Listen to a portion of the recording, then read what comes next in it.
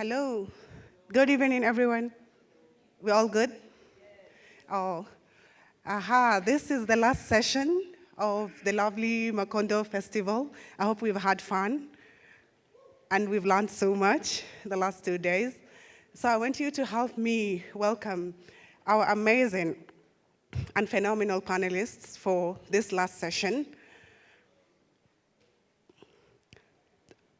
Abdulai Silá from Guinea-Bissau.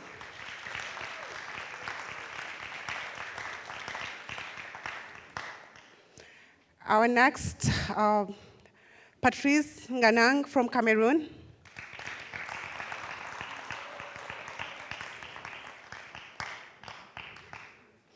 Abdulrazak Gurnah, I don't think he needs any introduction. And our very own Yvonne Owuor. Help me welcome her as well. The session will be moderated by Latif, who is East Africa correspondent for the New York Times. Please help me welcome him as well.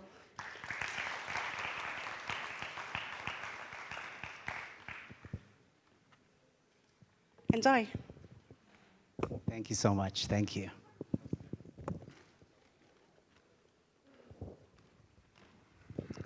Good afternoon, everyone.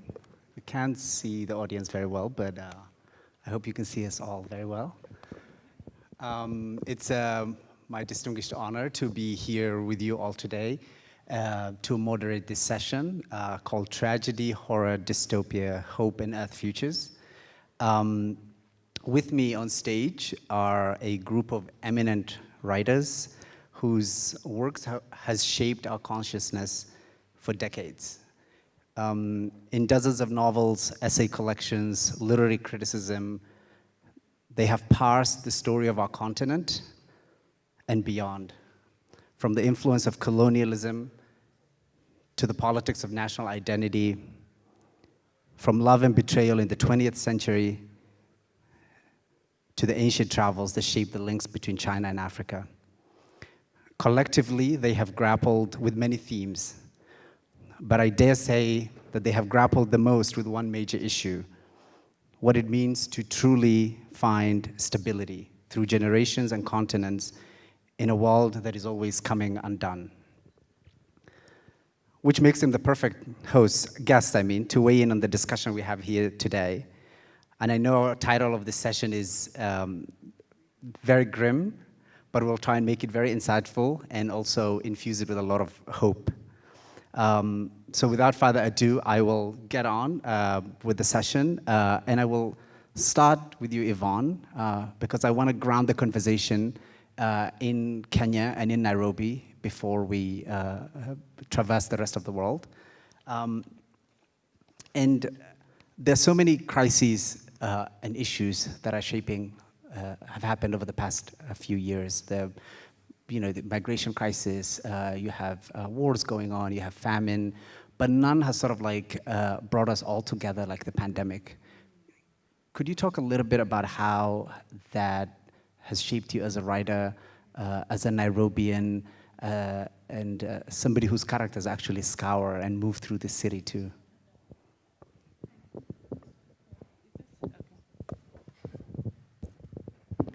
Thank you so much for that question, and hello everyone. Hello everyone. That's much better. Okay. Anyway, so thank you for your question. When news of the pandemic, as in the pandemic has arrived in Nairobi, when it hit us, I was with a writer called Anna Badkin, and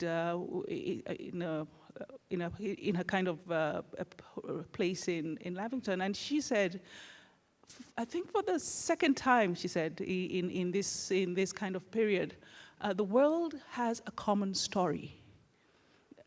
The first one she was talking about was the 9/11, and I said actually that wasn't our story, but she says, but we have a common story, a story that unites the world. And then we were discussing that a little bit, and we realized that two trajectories will happen with this common story. We would either finally, as a human community, gather together to deal collectively with a shared existential threat, or we would continue as we have been doing, dissipate and try to take advantage of the different advantages and disadvantages that will emerge from such an existential crisis and not learn any lessons. And unfortunately, and at that time it was a kind of hedging the bet. And that actually provoked me, turned me into a kind of witness of what was going to unfold, because I was hoping for the gathering, the collectivization. Finally, the human race has a shared threat to fight. That didn't happen. So as I watched my betting, the bet that I hedged fail spectacularly, so I became a Twitter troll. I have no shame about it. I became a Twitter troll, particularly because of the outrageous narratives that were emerging from the world. And yes, you said, how does that influence my writing? It became my writing. For the first time, I engaged in Twitter as not just a means of communicating, but a means of clarifying and asking questions of the world and of myself. I was gravely disappointed. But I think also, not in a negative way, I think I became more committed to the idea of an African, and I became more devoted to an African vision for and of itself, because of the certainty at the end of the process, and I hope it doesn't sound too cynical, was that actually we are on our own. In a time of crisis, the continent is on its own, and people, not here, not these people here, would turn our continent into a scapegoat upon which to project the excesses of human vagaries. I think there's good news and bad news in that. But yes, so that becomes the thing I still need to resolve, my disappointment with the world, but also my certain new commitment to looking at within the continent and saying what is embedded within our lives as within this amazing continental space that can find a pathway into hopeful and more transcending futures.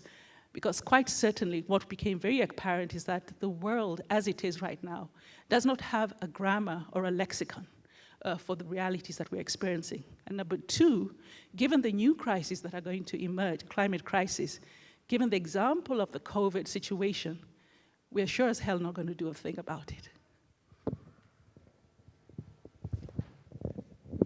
I just want to ask a follow-up question to that in terms of the way, this moment, the way you now come to think about it at the end. Like, has it shaped the way you think also and write also as a creative? What it has shaped is that I'm writing more about imagining futures. I'm writing about the future imagined, as if I have the fantasy or the delusion that I'm perhaps planting seeds that will turn into a future tree, and that's African rooted. What did change also during the time of the pandemic is I started to read, the only kind of texts that seemed to make sense was both fantasy fiction and science fiction. And I used to not say, some people would say science fiction and I'd say, oh no, never. But those were the texts that became very resonant with that particular moment. Great, thank you. Abdulrazak Gurnah, I want to turn to you. You've said that in many ways that you started writing out of the sense of dislocation that began after you left Zanzibar following the violent uprising in 1964. But you also live and teach in the UK now, which also has, beyond the pandemic, has had also its fair share of crises. There's the energy crisis, there's inflation, governments changing multiple times. How have the past few years shaped you, or what have they been like for you as a writer and as a creative? A lot of what happens in my mind as a writer is a kind of continuation of concerns that have been with me for a long time, in a lifetime. more or less. They evolve in the light of circumstances. They evolve as I maybe learn a little bit more.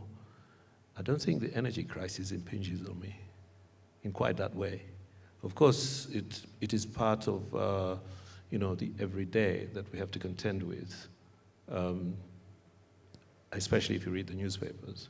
But I think there are other things that possibly make a deeper impression than the energy crisis. But we live in the world, so we can't be ignorant and we can't ignore the things that happen in it. But there is probably a kind of a ranking that we can do in our individual, particularly in our, shall we say, in our intellectual or imaginative lives, that can rank what, shall we say, what the external world is screaming about, or is angry about, or wants to privilege and talk about, that maybe we can do our own sort of reorganizing, as it were, to see what is important. It seems to me it's more important living in the United Kingdom or living in Europe, perhaps. It's more important to worry about what's happening to so many people who are treated as semi-criminals almost for simply wanting to have a better life. And the disrespect with which these people are treated is something that I think occupies more space in my mind than some of the other things that you mentioned. You did mention in your notes and in your opening remarks, you did mention the coronavirus. And that also brings up something else. I mean, in addition to the unfortunate numbers of people who died or who suffered in one way or another, it also brought up quite clearly the way in which countries, some countries, prosperous countries, countries with the money to pay for knowledge, can save their people's lives more effectively, and indeed can use their knowledge to even deny others when it's possible not to deny others. I'm talking about vaccines. I'm also talking about the way in which restrictions were applied in particular ways for people coming from this country or that country, and so on. It might seem as if this is inevitable. After all, you have to look after your own people first. But even beyond that, it seemed that there was a reluctance to offer something to other countries. And also that, generally speaking, seems more often than not to be the case, this lack of generosity, this lack of humanity, driven not by the people, I don't think necessarily, but driven by a certain attitude amongst administration, a certain attitude amongst the press, a certain kind of populist shouting over the top, and so on. I think those things concern me more. Thank you. Abdulai, from your first novel, like, you've looked into these issues in terms of your characters sort of like being wrapped in crises, moving cities, like in the case of Ndani in your book, The Ultimate Tragedy. Could you talk a little bit about what the past few years has been like for you, and particularly because we were just talking about this ahead of the session, you come from a region where there's been successive coups and counter coups, including one just this past few days?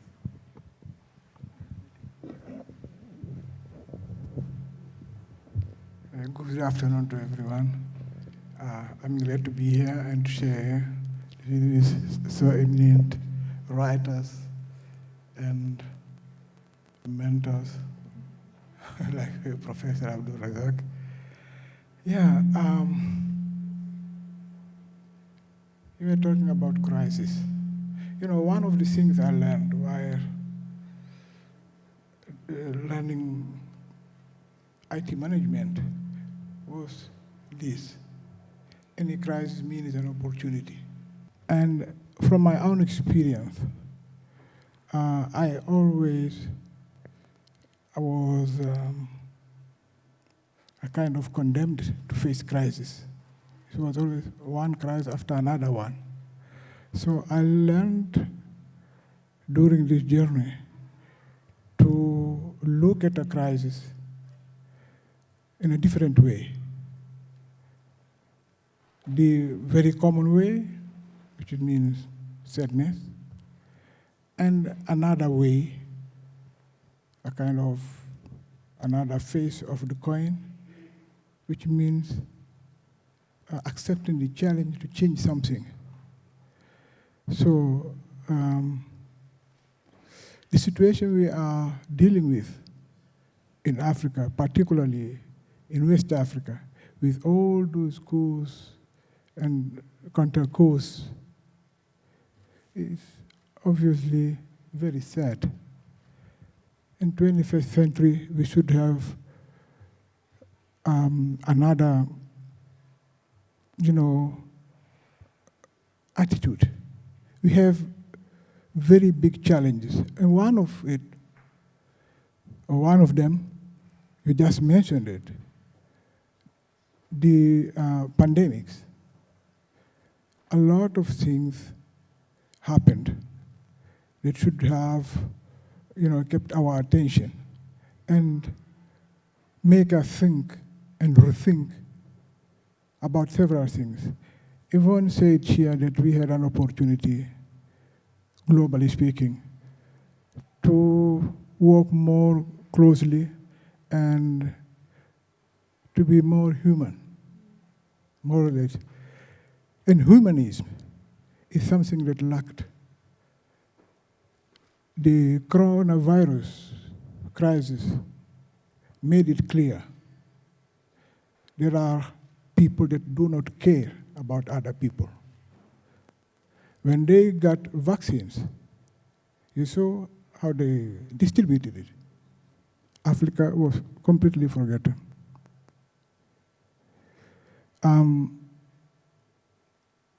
What should we learn? What lessons should we learn, thinking positively, from all this situation? We need to be more, how should I call it, interventionist, first of all, in our own countries, okay? Because a crisis being an opportunity, we expected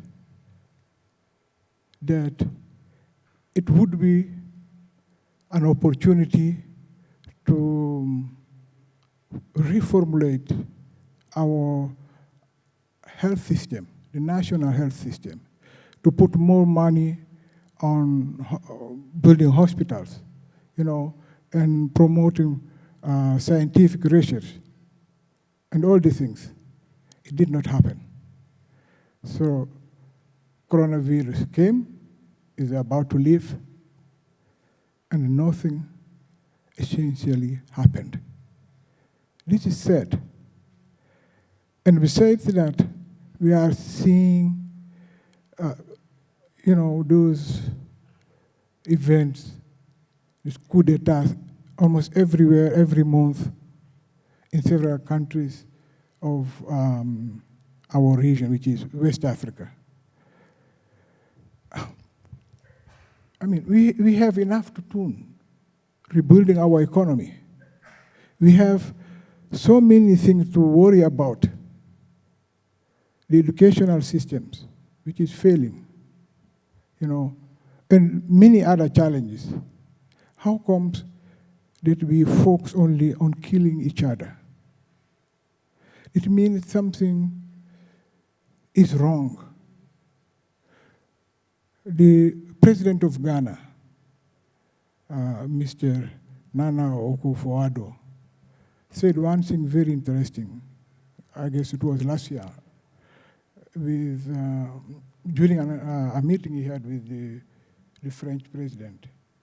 He told him one thing, more or less with these words: unless we change our mindset, we Africans, we will continue to be poor, to be underdeveloped, to be ignored. So it is a matter, effectively, of changing the way we look at things. Because, as the saying goes, when we change the way we look at things we look at change. So, the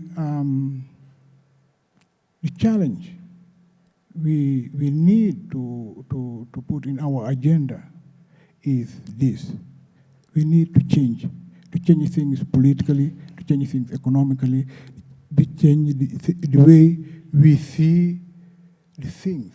We see our economy, we see our, we deal with the problem that our youth are facing. Going to the desert and trying to, to get to Europe the way it has been done, it is a shame for all of us Africans. So really, those crises should make us rethink. Yeah. I just want to follow up on what do you think the role of literature is? If there's a renewed role for literature in sort of like providing solution? As I said before, first of all, we need to change the mindset. Because if we do not change the way we look at things, the things we look at will not change. So, back to your question, what can the literature do to provoke, to make this change happen more quickly, more effectively?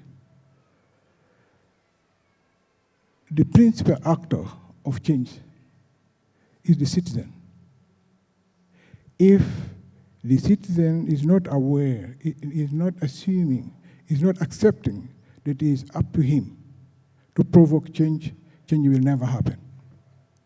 So how can we make the citizen change his mind? It is not by coercion. We need to act like some people do. For instance, the missionaries, what do? They tell us about another world. It is available to us if we do some sacrifices. They tell us about paradise. Things are beautiful, you can get whatever you want, but you need to do something on day-by-day basis. You need to make sacrifices. They've never been there. But they provided such a beautiful picture, and they tell us about so beautiful things, so pleasant things, that we follow them voluntarily. If the writers, artists in general, manage to provide such a picture of Africa, an Africa of prosperity, Africa where the youth can find a job, get their own homes, build their families, and have whatever they dream of by doing some sacrifices, meaning working. So if the writers, the artists in general, provide that picture, I'm sure the citizens, the people will follow them. Thank you. As the session continues, I would like to urge you to also be positive trolls like Yvonne is, and to contribute to the conversation on Twitter at #Macondo LitFest. Thank you. Patrice Nganang, I want to turn to you. You were disappeared and then deported from Cameroon a few years ago. Your historical trilogy that deals with the country's past and present, the final volume of it was published this year. Could you tell us a little bit about how both these, also you live in the United States where, speaking about the pandemic, we all know what was going on in New York and the political realities around the candidacy of Trump and the transition to Biden was like, collectively, having all these happen to you, how did this sort of like shape your own writing and creative process? Yes, yes, thank you very much, and thank you very much for being here. I think for my own writing, and because I write out of history, of course, I'm not the only one to do that. Most writers do that as well, and also have a vision of history. I tend to think that one cannot simply write out of one's own autobiography if you want, and there is, if one does, it has its own beauties, like as one says, be the change that you want to see, something like that. But there are some people, since I live in the United States, it's very easy to understand that there are some people whose function is to narrate the world for you. So if you give up the grand narrative, somebody is going to do that grand narrative for you, and you'll be a victim of that grand narrative. Now, concerning COVID, obviously, it was a large pandemic, but it wasn't the first one. So you had the flu, that 1918, after World War I, had the same consequence, and if not more dead people, and people reacted the same way with masks for a while. So I think I will not necessarily insist on that one. And given also that, from my point of view, the African position to it, maybe because Africa wasn't that impacted, was a little bit shameful in the sense that African leaders essentially chicken out. And the African populations as well, because one needed volunteers to test the vaccines. And suddenly one had all Africans saying that Europeans, you should test, and we should only receive. And when the vaccines come, Africans say, you don't give us. So it is you don't give us the vaccines you have invented when we actually refuse to be tested. So it is an attitude I personally will never understand, being an African myself. And shameful, of course, because before 1919, you had across many countries, you had actually genuine movements of people wanting to topple dictatorships. A footnote, I'm not against coup d'etat. I think there are good and bad coup d'etats. The coup d'etat can stop a genocide, and the coup d'etat can also create one. So it is two-sided. And so having said that, you had a reinforcement of tyrannies. I mean, it was a bonanza for a tyrant to be able to actually provide food to people. And see, ban people from going on the street, whatever reason. And 2 days ago, a writer, Patrice Nganang from Zimbabwe, whom I missed when I was there in Harare, she was sentenced because she was in the street protesting. And as you can see, I just bought her book outside. A good friend of mine, Stella Nyanzi, who was arrested and jailed as well, because of her protest during, those confinement periods. I think women probably showed more courage than men, just to say that. we simply chicken out, but you see, amongst writers, it is the female writers who were out there, where the male writers were hiding in the basement. Really, she's in sentence after her trial was postponed 28 times. And what male writer was sentenced because of that? Zero.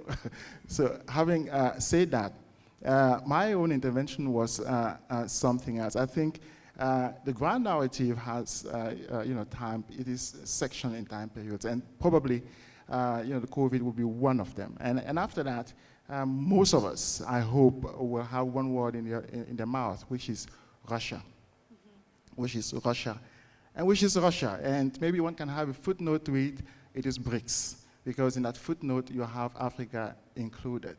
So in essence, you may have read in newspapers, and you may have seen on your Twitter feeds or onto your social media what is happening in Burkina Faso. In the sense, you have, yesterday we were talking about the French, they're burning the French embassy there. So, they simply burn everything, burn down. There we go. So, and that is something one has to, to think about. What I'm essentially trying to say, not that I want to be long, is that the time that is coming ahead of us after COVID, we have to start thinking about it. And as African, we haven't started doing that. Even though it is a window into us actually shaping a history that we can make in the sense of a positioning, but also in sense of winning the narrative of the future. And we have the capacity to do that. Burkina Faso is just showing that. Mali just did. They kicked out the French army, go back home, full stop. Yeah, so it is possible. Thank you. And I want to talk a bit about like the mediums of writing in terms of like, we talk about a lot about novels and books in a sense, but Yvonne, I want to turn to you, and in terms of, as you sparked this conversation around social media, and particularly over the past few years, we've seen TikTok videos, Twitter threads, sort of like also gaining their own sense of place, whether it's by established writers doing them like you, or also other people contributing to the conversation. And just like looking at your Twitter handle, like, your pithy comments, your witty remarks, what drives that? And sort of like, how do you think about that in terms of like also when you're shaping those or writing those tweets themselves? Because they're very, very creative and insightful. Oh, well, thank you for saying that. That's a politer way. That's a politer description. I think I just literally emerged from the sense of, I think the accumulation of emotion around the outrage of what was unfolding during the COVID season. And then it became a habit, and then it became an addiction. And then it becomes a reason why I haven't finished my new novel. So because I'm doing something useful and speaking to the world and that kind of thing. That's the good and bad of it. But actually what's more useful, quite frankly, is the idea of a conversation and maybe that the idea of feedback, of pushback, and which quite frankly deepens my own thoughts and forces me also to question my own positions or reinforces my own position. It's become this absolutely fascinating platform of storying, and the key word is actually story rather than writing, and responsiveness or resistance to whatever story is being put out. It becomes a site in which also a gladiator's ring in which we wrestle with a lot of the nonsense. So my second life as a Twitter troll was during the European war in Ukraine, when the African and non-European populations were being terrorized within Ukraine and at the border, and there was this mass gaslighting. So I'm happy to say I was called a Russian agent only because I was posting videos, images, and appeals around the particular time. But it also created, not just a following, but it seemed to have created interests from all sorts of sectors, people with whom we share an imagination or share a position. I think they're here to stay, and I absolutely know, I'm actually convinced that more new forms of platforms are going to emerge, and maybe it will, at one point, there's a new generation that is engaging absolutely differently with story and information. And quite frankly, as a writer, as an artist, I'm just curious about what emerges from that. And do you think it's sort of like also an avenue to advertise the sort of like the traditional stuff? Like, now that you're actually out there talking about and writing about these things, a lot more people also turn to your books or turn to the books of other writers that you tweet or retweet about. I wasn't thinking of that at all, but yes, that's exactly what has happened, and has created, I have acquired new audiences and readers just based on this kind of back and forth. Thank you. Abdulai, you actually trained as an engineer, you work in technology. In terms of like just thinking about some of these issues, the intersection of technology with our own lives, over the, how do you sort of like think about it as a writer yourself? When I grew up, I had an idea, meaning that in order to get some sort of progress, we needed to invest in technology. And I was fully convinced of that. And I followed that path, that thinking. And I put all my energy on that. At the same time, I wrote, and as a hobbyist. But I got to a point that I understood that, unfortunately, the challenge of development, of progress, wealth creation, making people get what they actually deserve, requires more than that. And I started questioning things happening around me. I saw unfairness. I saw injustice. I saw, please keep in mind that I come from a country that became independent in 1974 after 11 years of war. War, people did a lot of sacrifice. So they deserved some sort, let's call it quote unquote, compensation. And that would be what? Very simple. Get schools, health centers, roads, basic things. That was not happening. We had, after all those years, we had a government or governments that we were not having the same thinking, acting very differently, as if they were not the same guy that, the day before were talking about completely different things. They forget their promises. So writing became to me as a way of, paying my debt towards my people. Working, I know it was dangerous. You can get imprisoned, killed even. But for some sort, I can say that we had enough motivation to act, to make things change. And it could only be done, not only, it is wrong.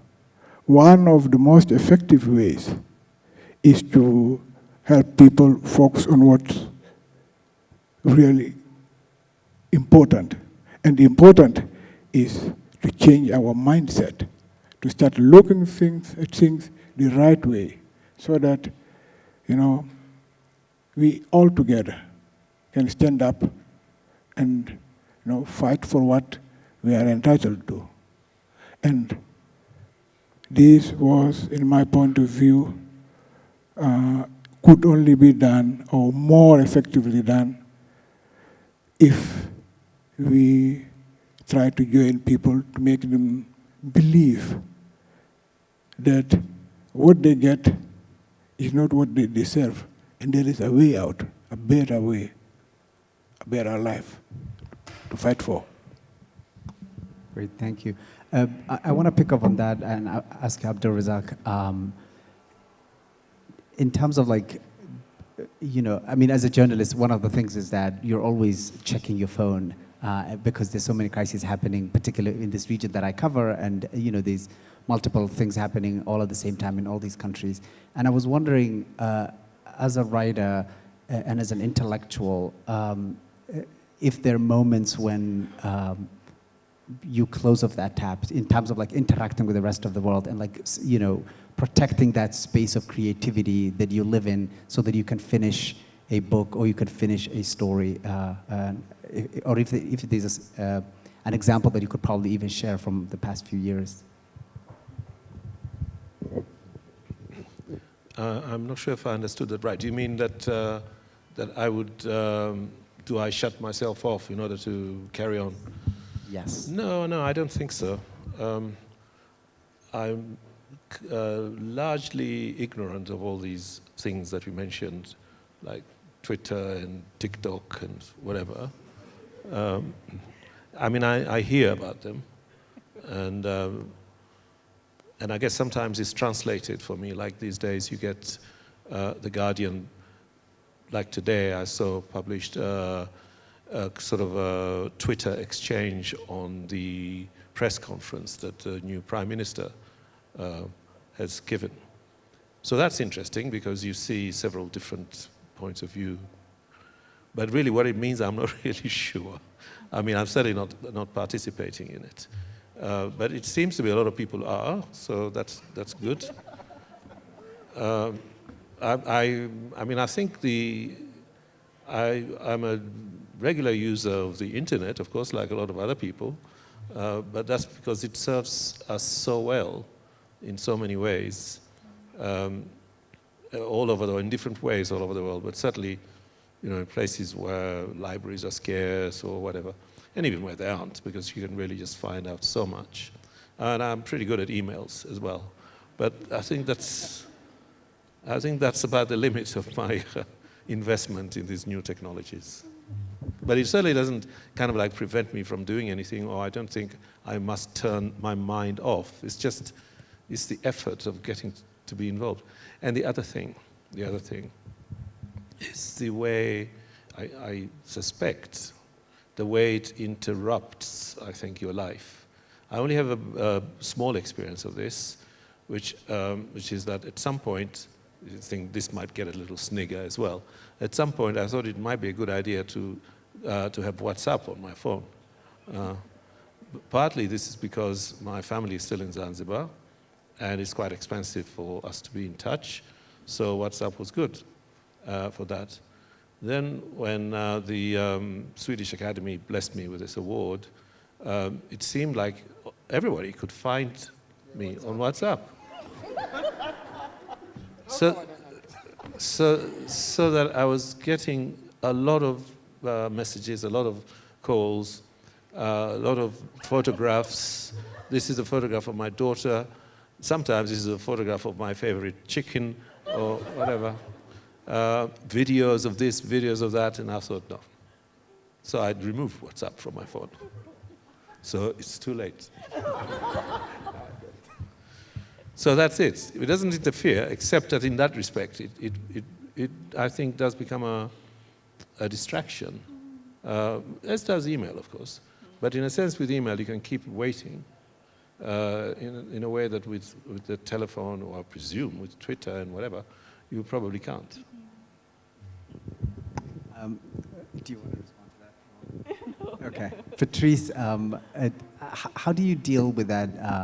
What's your experience? Because you also write about parts of Cameroon that at one point even went through what was Africa's longest internet shutdown. How do you interact with technology, and what's it like in your creative process? Okay, good. I was put in jail because of a Facebook posting. Yeah. Just say, oh yeah, it can land you some places, not only to Sweden. So you may be right there. And my family would have said, had you known, and you would have disconnected yourself from the social media as well, early enough. But I'm always going to be a defender of technology, not only because my first, when I started writing seriously, I bought myself a laptop. So it was in 1993. So since then, I've been writing on the computer, and since then, computers changed, laptops changed. So from 93 to now, it is 30 years. So I cannot change that much in 30 years neither. So I'm hooked to it. I'm always hooked on technology. And I think I've had the best experiences with it, particularly because through the social media, I run campaigns. Right? I think the way I understand writing is not in isolation. It is in the middle of the market. And it is in the middle of the street. And that's how I grew up. Anyway, I grew up in the market, selling things on the street. So that's how I see writing. People interact with me, I interact with them, I tell my opinion, I say what I think, I say it, and they say it. And we move on. We understand that it is part of the sociality. If I meet the person, I will never say the same thing I said on social media to the person. So the person will understand that is the social media character. And it has its own function as well. And that function helped free prisoners, a few, so we could free a substantial amount, a couple of, more than 100 actually. So through campaigning, personal campaigning, group campaigning, build schools, fundraising. And so a few thousands of kids went to school since 2016, right? So, and et cetera, bridges, things like that. So the dollar is pretty strong. So when somebody gives $1, it has a significance in a country like Cameroon. I suspect in Kenya as well. So print T-shirts. There's one T-shirt of mine out there, Je suis Bunjak. And the first sentence, it's a sentence. A book is a succession of sentences. So I suspect you do nothing else but to write sentences one after another. So it is a sentence as well. And a sentence like that freed people. I am a no. I am a no was a prisoner. We campaign with that. He's free. I am this school. We campaign with that. We build a school. We campaign. It's social media as well, you see. So it depends on the way you use a sentence, you use the technology. My own beef is that, just to come back to what I was saying before about the grand narrative, is that Africa cut itself from the conversation of the moment. So after COVID, it just seems to me, I say it again, Russia, and of course, BRICS. Writing is not only using the technology to write. Writing is also inventing the technology of writing. So my 3 books talk about people who invented alphabets. Actually, to write, you need alphabet. Without that, you will not have written anything. So we need 26 letters. The Bible is 26 letters, the Quran, a little bit, et cetera, et cetera. So you need the alphabet. So my books are about people who invented alphabets, Africans. Right? Those alphabets were banned, again, by the French. So if one had, during colonialism, the capacity to see through writing and think that it is not only a used medium, it is also a technology that one can invent. If one could think about that during the 19th century, I am sure one will think about the fact that coding should be part of writing. And I'm always shocked that in our high schools, in our schools, our kids, 6 years old, 10 years old, etc., do not learn coding, do not take it seriously. One class, I say seriously, because that is the future of writing. I'm not even talking about content, because even if we talked about the content of technology, for instance, video games, we write novels, it's just a genre. But video games are a genre as well. I mean, we are here on the stage, we can have a play, but it is a genre. But video games are a genre as well that is related to a specific technology. Producing content for those videos for how writers who say they don't have money, they starve, they don't have, etc. With that, we have millions of, video games are what all kids want to have nowadays. They need content. So with the technology itself, the coding we have from Asia, from China, from India, the technology that's coming, where is Africa there? Absent. Or of course, one will say you have a small chapter of somebody who is doing something there, but what I'm talking about is that I would like to see a Mark Zuckerberg who is African. I would like to see that, right? Not of today. Mark Zuckerberg is obviously already the past. I'm talking about the one of in 5 years, in 10 years. That's what we're talking about, because the only thing he does is coding. That's nothing else, it's writing. And we writers, can we do that? Should we do that? Should we not do that? So when I say Russia, that is what I mean. I mean, we are shaping the future, and we are seeing the future escape us. Europe is passé. Europe has been defeated, clearly in Ukraine. It's finished. But the future, how are we going to shape it? That for me is the question. I want to open it to the audience, but before I do so, I just want to ask you all to reflect on the question of hope, particularly because during times of crises, a lot of people do turn to novels, they do turn to books, to reading, because in many ways literature is about emotion, it's about interaction, it's about the now and the past and the beyond. And I just want to, maybe each one of you to just reflect on, like, where is the place of hope in your own work today? Sometimes I think of my works as exorcisms. And exorcisms are messy, right? Like birth. Birth is also messy. But exorcisms are messy. And that which is an obstacle to that, to that which should be full of life. The mess is in the writing, in the confrontation with the abyss, with the darkness. But once it is achieved, once the ritual has achieved its purpose, light flows through. So I do not separate the entry, the writer's entry into the abyss, or the looking down the abyss, from the opening up of the pathways, so that light may come through again. Was it someone says, the idea of going down the labyrinth in order to meet the Minotaur, to either kill, engage, dialogue with, tame, or become the Minotaur. That's part of the process of that's part of the creative process. And once the Minotaur is encountered, inevitably, especially if the Minotaur dies, then the labyrinth can be opened up to more light. So I think they are sides of a single coin. Yeah. Abdulai?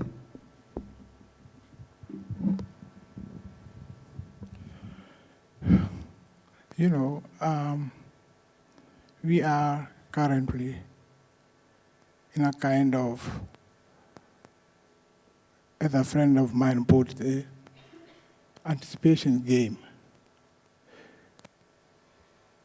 Those young people that, go or try to get to Europe by any means they think, possible. They are doing so because they believe in something, because they have a hope that they can achieve something with it. They're putting their own lives at risk. So the key word there is hope. So if we anticipate and let those young people believe that there is room for hope in their own country, they will look for it there, not elsewhere. So it is really very important to all of us to do whatever it takes to be part of this anticipations game, putting hope on the head of these fellow citizens, because otherwise their mind will be filled up with another kind of hope, which will lead to killing each other. For what purpose? I don't know. So let's work for a noble purpose, which is shaping hope, creating hope, crafting hope. Thank you. Abdulrazak? Well, yes, of course, hope. Where would we be without that? I've been saying, and I believe, and I really, one of the things that I admire about human beings, I don't admire everything or even very much, but one of the things I do admire is that capacity to retrieve something from traumatic experience. Well, of course, trauma also comes in very different varieties. It doesn't have to be violence, it doesn't have to be displacement. It can be other things too. It can be growing up. But in any case, but one of the things I think is admirable about us, about human beings on the whole, is this ability, if life has not crushed us completely, to retrieve something from traumatic events. And what makes that possible, of course, is that we're still able to think there is another life, another way of being is possible. So that's how I see what hope means. But also I should add that hope is a complicated concept and idea. Hope is also envy, in a way, depending on how it comes. I would like to be like that or like this, in which case it's not the same kind of benign idea of hope that I've been describing. And for some reason, for completely unrelated reason, but I will mention it anyway, the lines from Ash Wednesday, I think, T.S. Eliot's poem, because I do not hope to turn again, because I do not hope. And I don't know why that's been going through my mind, because I do hope. And I think what he was meaning was a different kind of idea, which is still hope, but it's a hope that resigns itself to whatever life brings. So what he was saying is that now I'm kind of not so much content, but I am resigned. I found a place of peace, in a sense. So there are different ways of thinking about hope. But essentially, it is, I think, is what keeps us above that sort of line that goes underground, where the Minotaur lives. Patrice? No, of course, I support all that, but I tend to be quite a pragmatic person, and maybe that's why I'm a writer, in the sense that I think something you have in front of you is of your own making. Generally, of course, you have chance, that's possible, but given that I write novels, and some of them are quite expansive novels, and I said before, a novel is a succession of sentences. So you have one sentence, the next, the next, the next, the next, and it takes form. So I don't, or even that sentence is a succession of letters of the alphabet. And you go from there, you can even continue backwards, and you will discover that you still have the possibility to construct what you have as your own future. And it's actually your own making. So that one is possible. And I've seen it realized even in technology. I've seen it realized in many things. We are talking about Twitter 10 years ago. We were not. So it means it is, and 10 years ago I was already teaching in the US. So it is probably somebody who may have been my student who had that idea of doing stuff like that. And now 10 years after that I become a user of it. You see, so it means there is a missed potential there. Even in the three novels that you mentioned, I work with probabilities. What are the probabilities when you have many scenarios? So where do you go from here? So that is essentially how I think and how I work. And I suspect one doesn't need to be in Africa, obviously, to do something in Africa. It's not necessary for me to live in Kenya to do something in Kenya. We have passed that level a long time. So I suspect with the intelligence that we have as people, as African now, we can really shape and do things. But if we have the probabilities in front of us, we can even do those things better. And so I won't be metaphysical, and it is probably already metaphysical, but I think what I'm trying to say is that let's be pragmatic. Even let's be simple. Let's start with simple things. A simple sentence, and subject, verb, object, and we go from there. And with it, we'll really do so much because we have a new chapter that is opening in front of us. And if I have only one fear, it is that we are still lost in metaphysics. And we are being distracted by, I would say, by Europe more than by the United States more than Europe itself. We are being distracted by their narrative. We are being sidelined, pushed here and there. So it distracts us really. It makes us not want to think about the simple things we have in front of us. And again, COVID was a line, and we have the future in front of us. We have the total capacity to shape it. And I hope from Nairobi, from Cameroon, my own Cameroon. Cameroon has been missing so many opportunities. Let me forget Cameroon. From Nairobi, from other countries that see through their own potential, I hope one will see great things in the future. And we'll come back to such places, obviously, and not to the places that did not pragmatically look into their futures. Thank you. I think we'll open to the audience and maybe take a few questions. So there's something you normally say when you're writing, which is that you grapple with the question of humanity in terms of what does the humanity of myself mean to the other, and vice versa, what does the humanity of the other mean to me? So my question to the panel is there a moment or a personal history, some sort of memento mori that served as an experience for your writing as writers from Africa? As the subtext is there such a thing as an African writer or a writer from Africa? And finally, as a note to the elderly, Abdul, I can set up a Twitter account for you for free.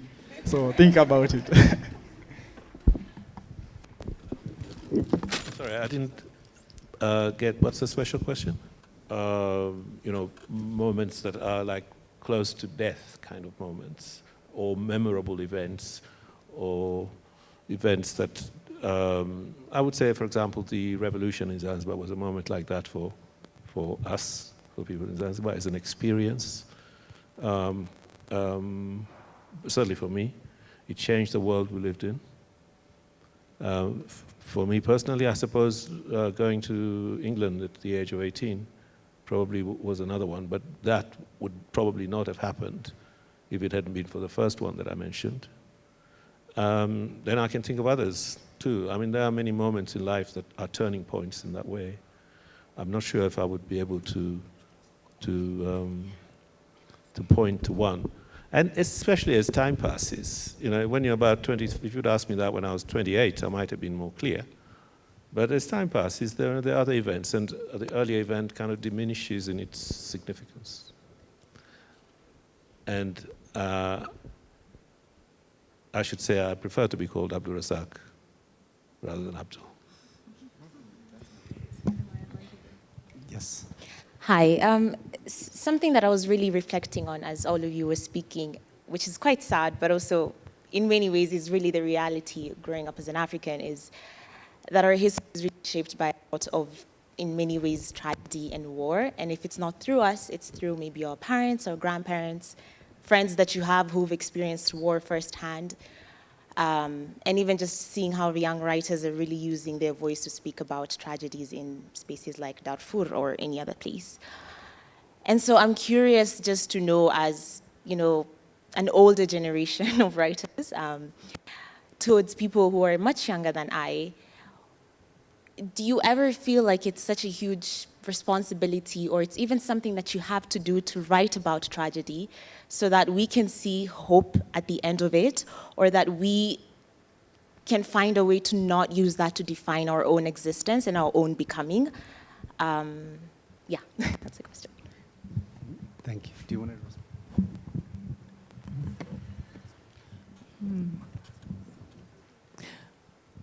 I don't know, I guess I'm going to say thank you for that question. Not that I'm going to be able to answer it adequately, but yes, what happened was, one of my own turning points was the 2007-2008 post-election violence, and the realization, we were 8 foolish writers led by Binyavanga who went to the epicenter of the tragedy, the horror, the crisis, the real evil. It's the first time I confronted the idea that evil exists. But being there was, I think there's an Yvonne that went there, and then there's another Yvonne that left. But it was tragedy, and we saw things that a human being should not see, and certainly in our exaggerated sense of exceptionalism, I thought no Kenyan should ever. Remember, we used to think we were the island of peace in a sea of turmoil. But yes, I've never seen anything so ugly and so awful. And again, I'll use the word evil. But having seen that, there's a sense of, there are 2 things that happened. The refusal to be a party to the silences that our country is so very good at. I hate that line, what do you call it, accept and move on. because that's one of the most, that's the most violent way of silencing that which needs to be discussed, because I've seen what silence does. All right, silence becomes a head lying in the middle of the road without your body. So that was one. The second one was that I refused, I guess I became interested in those places and people who have managed to look into their own tragedies and darknesses. My own affection, my dysfunctional affection for Germany comes from that particularly. So it's the capacity to understand that looking into the things that scare the shit out of us is not necessarily the end of life. And within that, and you now in response to your question, to look at the tragedies in their fullness without fear, and perhaps, yes, with shuddering and horror, but to promise, and that came from that particular moment, but to promise the next generation that even amidst this tragedy, I will write the tragedy, but I promise that I will find the light within it. And maybe those will be inklings and seedlings that I hope, if I have been effective as an artist, if I've been true to the muse, it's something that the next generation can hold on to. I dream that the next generation will be writing the continent, writing our country, writing their lives in great, great lights. Yeah.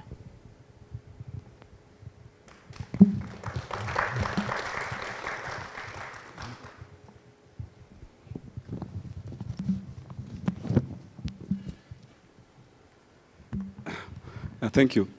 So obviously I've done the Kenyan 844 system, and in high school we used to read the literature books in Swahili and in English. And one thing that really bothered me was the way we were being taught the literature, right? Used to do it. It was about more, what does the story say? What do the characters say? How are you going to pass the exam, right? And that didn't really encourage the creativity. That didn't really make me want to wonder and ask questions. And I've always had that problem. I always wanted to write at some point. I really loved Swahili, and that kind of stopped after a point because I felt, after the exam, it's done. I get an A and then I go. So then, what can we really change, especially in the education system in Kenya, right? To really encourage reading and writing for its own creativity and just for exploring this problem, instead of just as a means to really just, go through a system and then go back home. Thank you. Could we take one more question? Early in the discussion, you talked about mindset changing in your talks. So what I'm asking is, how do you go about changing the mindset and attitude? Because you've talked about early in the discussion when you were discussing. Okay. Yeah. So I think the first thing is to understand that nobody can love something that they don't know. Okay? So when we get adult, okay, and we have our own personality, there are a lot of choices that we make, and that shapes our attitude, the way we behave, the way we look at things. Okay? So, what is the ground? What is the foundation of all that structure that we are calling mindset? It is a very complex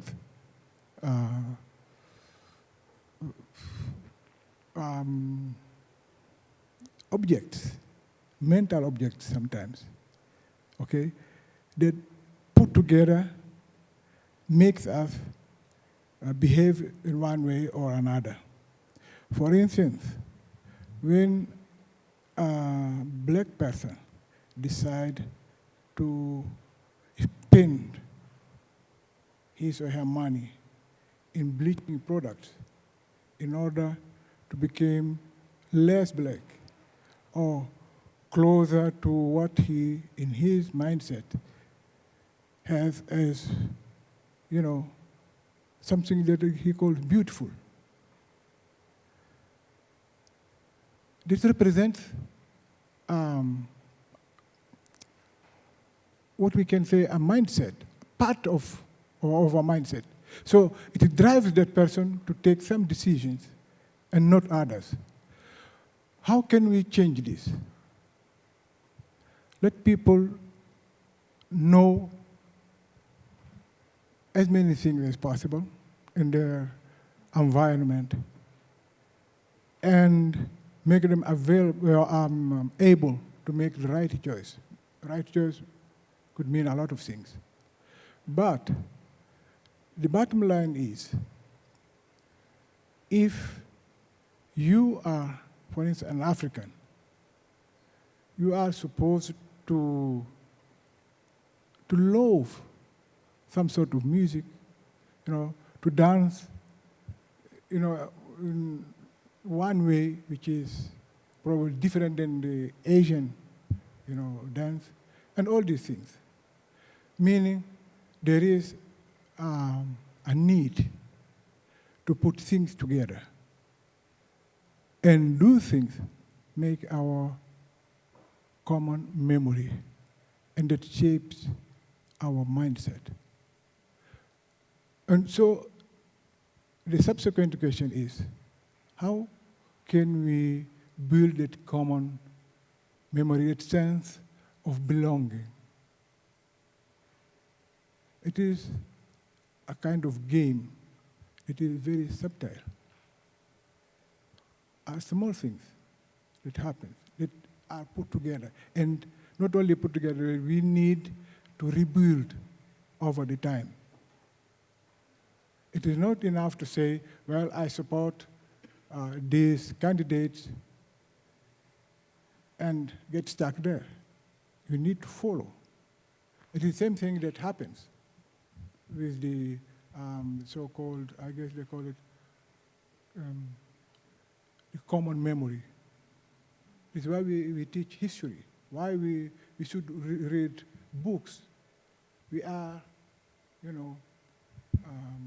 sharing values, ideas.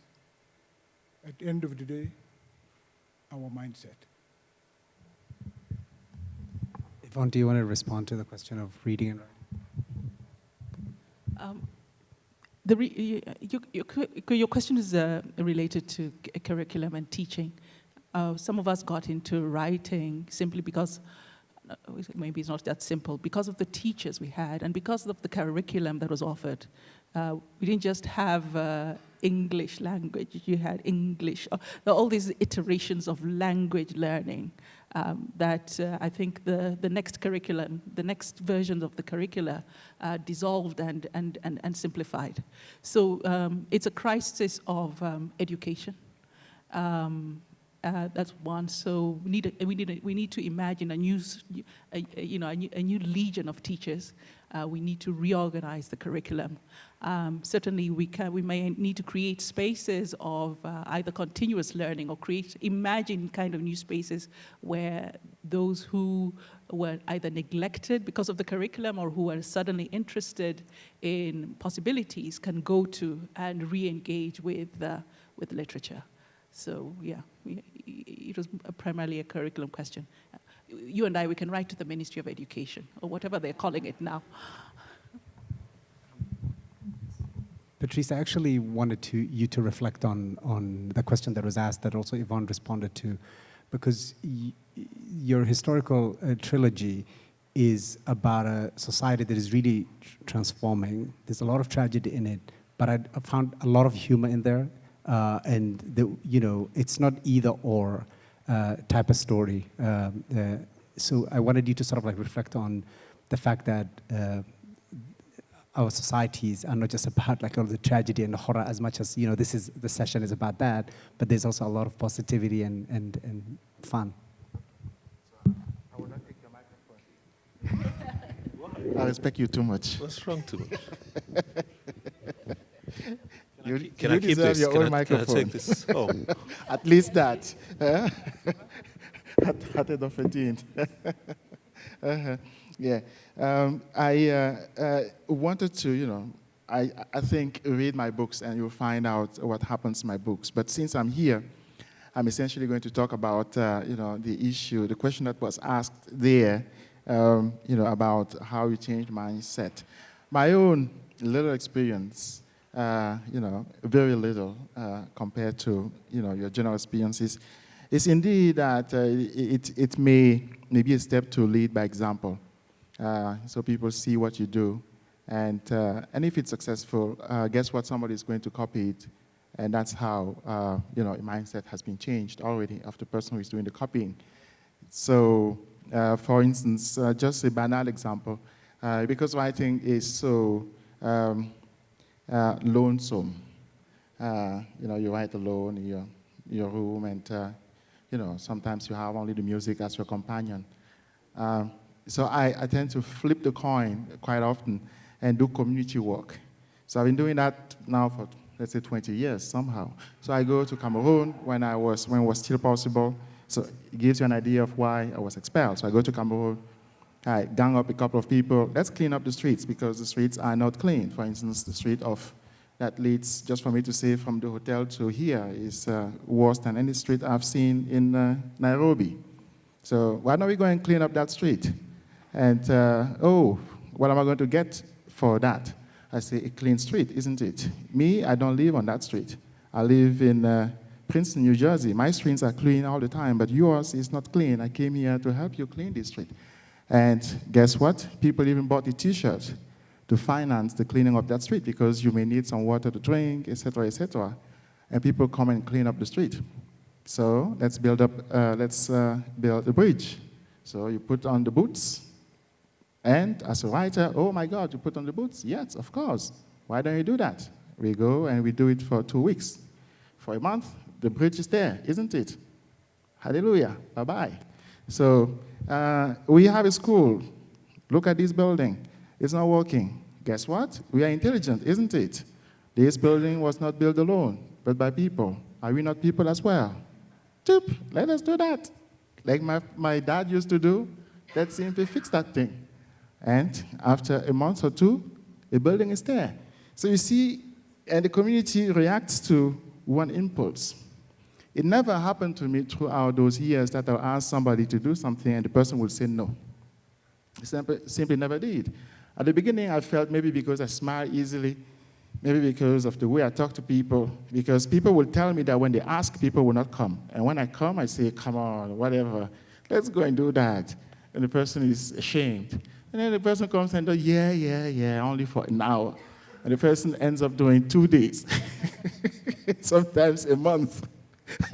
And amongst my friends I have now, most of them come out of those activities. So it changes me also radically. It changes my way of writing. It changes my books, etc. So I would say leading by example is not a bad thing. And I think if one has a politics that is inspired by that, where one sees politicians who actually are there with the people, do things not only for the camera, because of course when we do that, it's not only for the camera. People see the result there and they use it. They see the fountain that they use.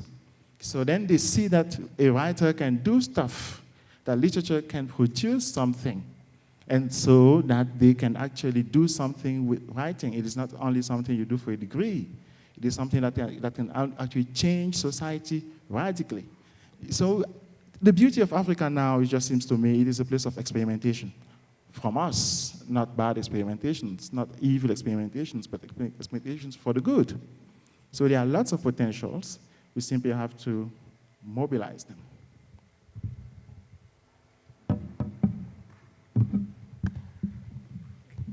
Thank you. And I think we would like to end here. I would like to thank the Macondo Literary Festival for giving me the honor to moderate this panel. I would like to thank my distinguished guests, Abdulrazak Gurnah, Patrice Nganang, Yvonne Adhiambo Owuor, our passionate countrywoman, and Abdulai Silá. Thank you very much, and thank you all.